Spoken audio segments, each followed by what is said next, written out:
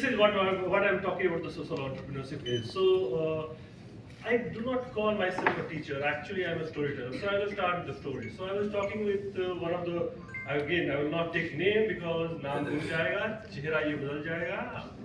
तुम्हारी आवाज ही तुम्हारी पहचान है. Means the voice, the words is actually your identity. So I was talking to one of the leading social entrepreneurs in India, and I asked, because the experience created social entrepreneurs look like these are the heroes, these are god-like people, and I asked him that, are you doing all these things because of compassion? And this fellow was equally sarcastic like me, and he said, Balram, come passion से कुछ नहीं होता है, passion ज्यादा होना चाहिए. So the era of giving back has gone. Then he explained what he wanted to say. The era of giving back to the society is gone, because the notion of giving back has an indication that you have taken from the society.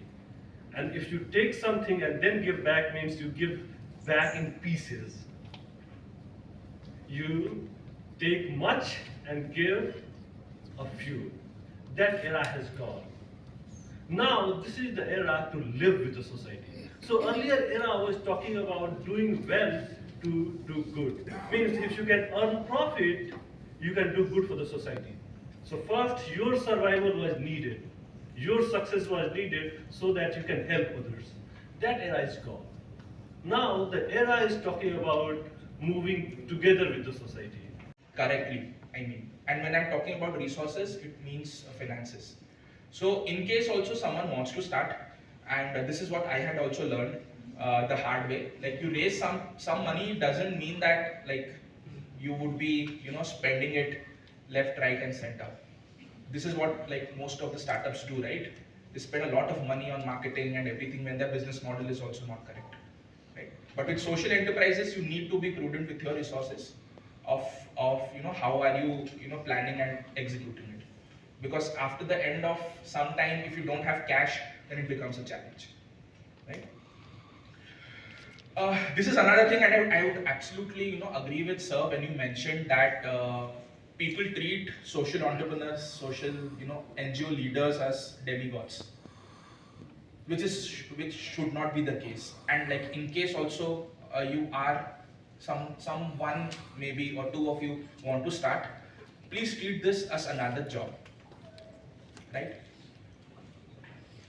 That is the best way. This is what I have also learned, that you need to be thinking that this is just another way of me doing something on ground, right? With very poor and very backward districts in Bihar and Orissa, where I was leading their program in the state, and I've been working with the most backward districts, most backward people like agriculture laborers, farmers, construction workers, and all these people who are in the groups like SHG groups or producer groups. And what we have been doing is helping out these people in availing services from financial services like credit, savings from banks, NBFCs and others.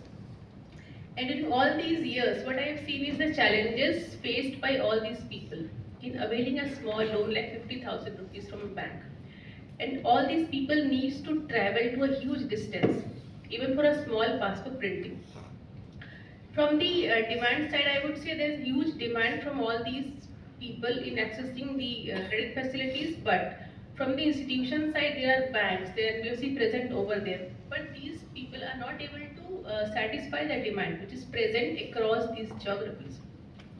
So what we have, I have found is that the people are willing to take a money, but no one is willing to deliver that money in the sufficient cost and time that is needed by those individuals. So all these 7 years I have seen the challenges faced by the people and the institutions. I have worked in the institution, I have seen that the like we have many institutions, like we have banks, we have formal financial institutions like MFI are present over there. But these institutions are lacking technologies, initiatives with them. So the work is very much repetitive, I would say. And because of these situations, the people they have been doing the same work twice or thrice, and due to all these things, the inefficiency in work is there.